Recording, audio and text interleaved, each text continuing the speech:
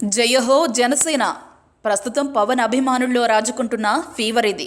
Power star Pawan Kalyan ఓ పరిణితి ఉన్న రాజకీయ నేతగా ఏపీ ప్రజలకు కనిపిస్తున్నాడు. ఇదివరకు బహిరంగ సభలన్నీ గ్రాండ్ సక్సెస్ అవ్వడంతో పవన్లోనూ ఆ ఊపు కనిపిస్తోంది.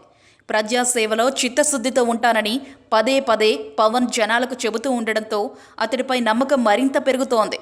నానాటికి కామన్ జనాల్లో పవన్ మేనియా స్పష్టంగా పెరుగుతోంది. ఏపీ వ్యాప్తంగా కాపు బలగాలన్నీ పవన్ని ఎలాగైనా సీఎంగా చూడాలన్న కసిని ప్రదర్శిస్తున్నాయి.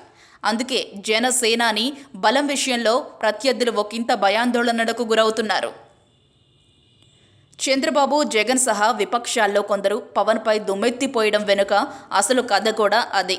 అయితే ఎదుటివాడు ఎవడైనా నేను బరిలో దిగిపోతున్నా అంటూ పవన్ ప్రకటించారు. 2019 ఎన్నికల్లో తన పోటీని ఖరారు చేశారు.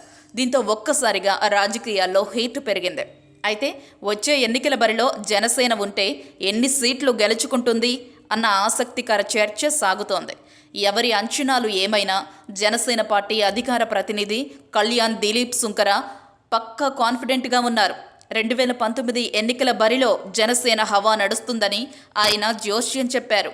ఎవరెన్ని సర్వేలు చేసుకున్నా మా అంతర్గత సర్వే ఫలితాల ప్రకారం 13 జిల్లాల్లో 57 నుంచి 62 స్థానాలను సొంతం చేసుకుంటామని తేలిందని దిలీప్ వ్యాఖ్యానించారు.